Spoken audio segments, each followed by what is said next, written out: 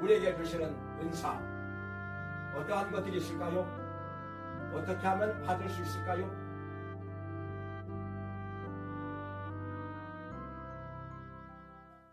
성경은 하나님께서 우리에게 주시는 은사들에 대하여 말씀을 하고 있습니다.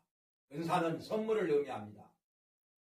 기프트, 선물, 누구나 다 좋아하는 것이죠. 선물을 주면은 다 좋아합니다. 성경에도 선물을 주기 좋아하는 사람들에게는 친구가 많으니라. 사람들마다 다 친구가 되느니라. 이렇게 말씀하고 있습니다. 그런데 하나님께서 우리에게 주시는 은사, 선물, 어떠한 것들이 있을까요? 그 중에 제일 중요한 것은 구원의 은사인 것입니다. 죄의 삭슨 사망이요, 하나님의 은사는 그리스도 예수 우리 주 안에 있는 영생이니라. 이렇게 말씀하셨습니다. 구원이 선물, 영생이 선물이라는 것입니다. 에베소서에도 이렇게 말씀하셨습니다. 너희가 그 은혜를 인하여 믿음으로 말미암아 구원을 얻었나니 이것이 너희에게서 난 것이 아니요 하나님의 선물이라. 예수 그리스도를 구주로 믿는 자에게 하나님께서 거저 주시는 선물이라는 것입니다. 이 구원의 선물이 가장 귀한 것이고 중요한 것입니다.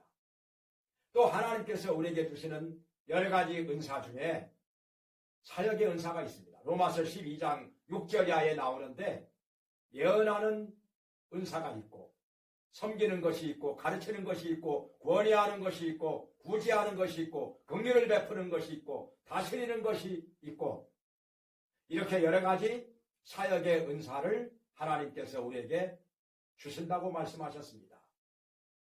또 고린도전서 12장 8절 이하에서는 성령의 은사들에 대하여 말씀을 하고 있습니다. 성령의 은사들이 여러 가지가 있는데 이것은 성령님께서 우리 속에 임하심으로 말미암아 주시는 여러 가지 은사들인 것입니다. 지혜의 말씀이 있고 지식의 말씀이 있고 믿음의 은사가 있습니다. 이것은 특별한 믿음을 말씀하는 것입니다. 믿음으로 명령하면은 산도 옮겨지고 뽕나무도 옮겨진다고 했습니다.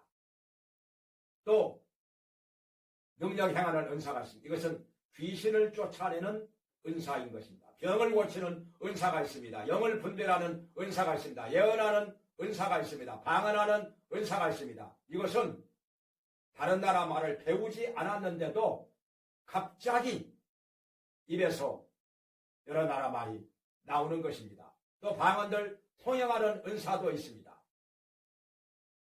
이렇게 하나님께서 여러 가지 은사들을 주시는데 이 은사들을 어떻게 하면 받을 수 있을까요? 성경에서 말씀하시기를 고린도전서 14장 1절에서 이 신령한 은사를 사랑을 따라 구하고 사모하라 이렇게 말씀하셨습니다. 우리가 사모하고 구하면 하나님께서 주시는 것입니다.